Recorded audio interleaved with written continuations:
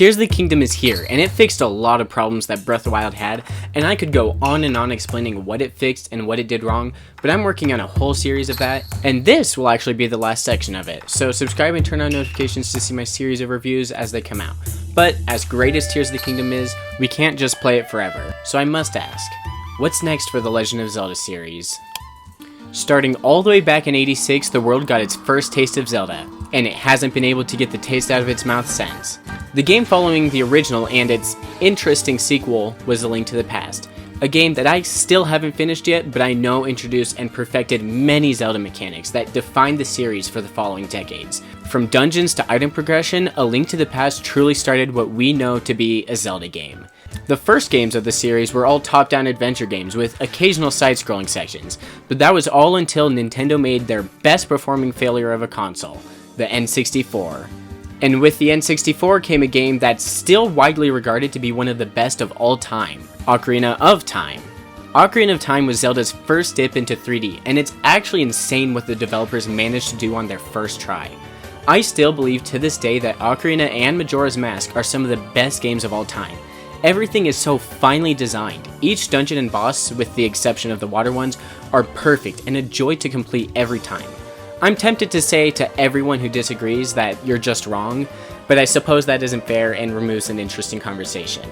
Anyways, these first 3D Zeldas paved the road for everything to come, Nintendo or otherwise. And now, after 37 years of Legend of Zelda NES, and 25 years since Ocarina of Time, we're seeing a whole new evolution in the Zelda and gaming world from Breath of the Wild and Tears of the Kingdom. After 6 years since Breath of the Wild, we've already seen a huge shift in design culture and the way Breath of the Wild made an open world game where you can always find something new to explore or experience, which enticed millions of players. And now we have Tears of the Kingdom, a game that makes Breath of the Wild feel like a tech demo in how much it improved and expanded every aspect, as you've surely seen by now. And like I've shown before, game developers are shocked at how the Zelda team managed to create the entire Fuse and Ultra Hand mechanics. And can you guess what the players are doing? That's right, torturing Koroks like it's no one's business. And that's something unparalleled to anything we've seen in the industry before. So I ask you one more time, what's next? Someone once said that if you can't picture how something could get any better, then you're the wrong person to do it. And in response to that, I suppose they're right, out of sheer logic. But when it comes to something incredibly big and game-changing like Tears of the Kingdom, can you blame some of us for being unable to see what the franchise could possibly hold next? There's many directions Nintendo could take the franchise at this point, and I'm going to go through each of them and how likely it is that they'll go down that path. Starting with one path that is equal parts possible and unlikely, and that would be a direct sequel to Tears of the Kingdom. This is something completely unheard of in the Zelda franchise and even for Nintendo as a whole, since, as far as I know, we've never gotten a trilogy of games that directly follow each other besides Metroid Prime and numbered franchises like Mario, Pikmin, or Splatoon, since those don't really count.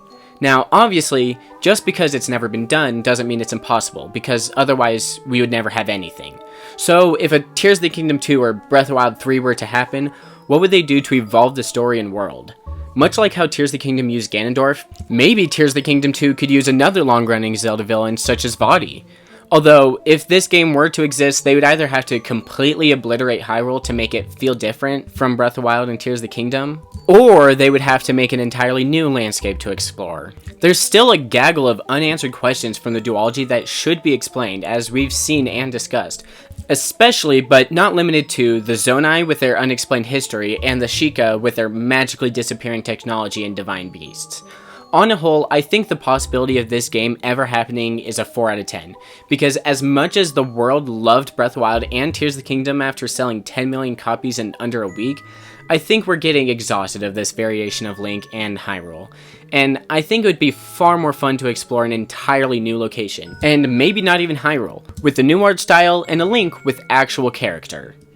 Next on the wheel of possible Zelda games to appear in the future is something I would absolutely love to see, but I don't think is too likely, and that would be remakes for any of the oldest Zeldas.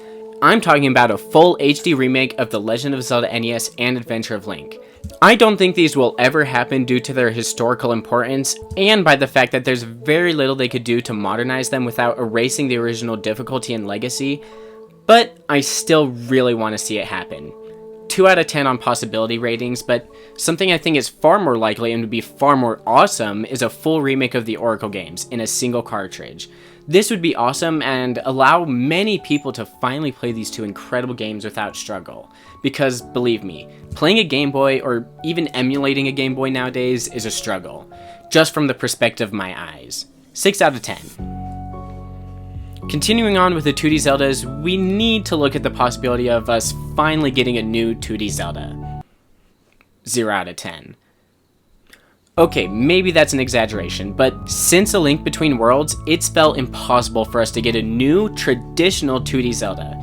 We got Triforce Heroes and we got a Link's Awakening remake, but it's been an entire decade since A Link Between Worlds, and 2 entire 3D Zeldas in Breath of the Wild and Tears of the Kingdom have been completely developed since then. It's possible that now with a big boy home console and portable Switch, Nintendo believes there's no need to make small-scale 2D games, but that can't be further from the truth. 2D games offer something 3D could never accomplish as good, no matter how hard it might try, and that's the way that they can be built so incredibly tight in everything, from their dungeons to their stories.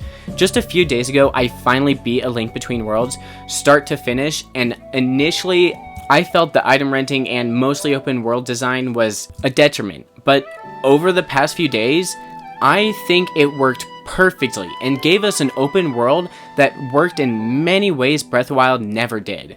It gave us linear design that made all past Zeldas great, but also foreshadowed to the freedoms that Breath of the Wild would one day give us.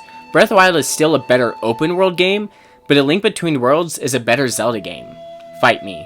So I want more than any of these past possibilities for a new 2D Zelda, with everything that made Zelda great in the past, and just a dash of what made Breath of the Wild and Tears of the Kingdom the incredible journeys that they were. Oh, and Four Swords Adventures 2? We need a Four Swords Adventures 2 with online multiplayer. And that's what could be next for Zelda. Obviously, the most likely thing to come out is a brand new 3D Zelda, but maybe not. Nintendo is completely unpredictable.